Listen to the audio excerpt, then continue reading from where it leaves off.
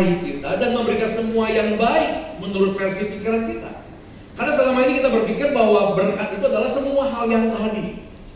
Padahal kalau Bapak Ibu lihat, Alkitab berulang kali cukup banyak menyatakan bahwa Allah mendemonstrasikan kasihnya kepada kita dalam bentuk yang lain selain dari yang tadi. Bentuknya adalah dalam bentuk disiplin, Bapak Ibu, dalam bentuk didikan, teguran, dalam bentuk hajaran bahkan.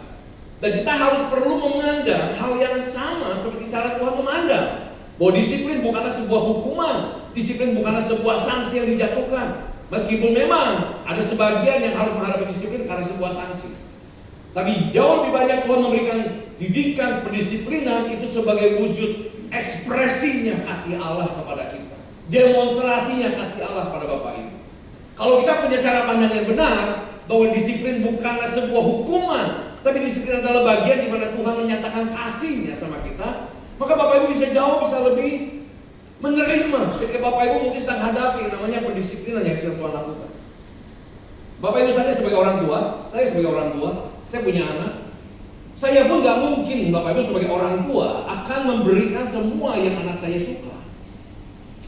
Memang saya harus seimbang dalam memperlakukan anak. Saya harus memberikan reward ketika dia berhasil, memberi pujian kepada dia. Tapi di sisi yang lain, gak hanya itu yang harus diberikan oleh orang tua. Karena ayat 12 tadi dikatakan, seperti seorang ayah kepada anak yang disayangi.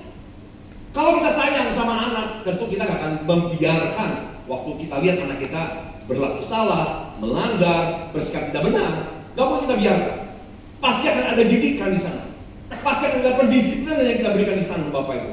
Pendisiplinan yang kita berikan bukan karena kita ingin menyiksa dia, bukan karena kita benci sama dia, justru karena kita sayang sama dia. Betul Bapak Ibu? Itulah karena kita dibilang seperti seorang ayah kepada anak yang disayangi.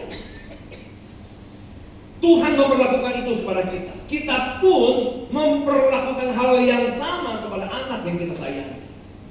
Jadi Bapak Ibu, ternyata disiplin ini menjadi sesuatu karakter yang harus dimiliki oleh semua orang percaya.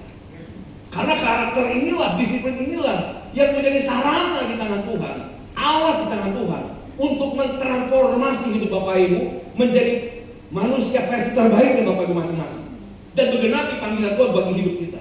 Membawa hidup kita sampai kepada tujuannya. Mentransformasi dan mengubah hidup kita jadi orang yang punya value yang tinggi. High value Bapak Ibu. Orang yang punya harga yang baik Bapak Ibu. Orang yang berharga, orang yang menang. Itu semua nggak bisa terjadi kalau tidak ada pendisiplinan yang kita lakukan dalam hari-harinya kita.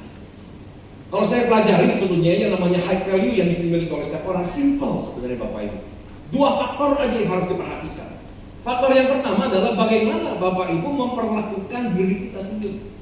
Bagaimana Bapak Ibu bisa menghargai diri kita, merawat diri kita, memperlakukan diri kita. Kalau orang yang tidak merawat dirinya, istilah selorgeh tuh Bapak Ibu ya, selorgeh dengan dirinya sendiri. Maka saya gini, gimana orang bisa menghargai Bapak Ibu kalau kita saja nggak bisa menghargai diri kita sendiri? Kan begitu. Bagaimana orang bisa mengasihi kita kalau kita saja nggak bisa mengasihi diri kita sendiri? Yang kedua faktornya adalah bagaimana sekarang kita juga bisa memperlakukan orang lain dengan baik, dengan hormat, dengan berharga.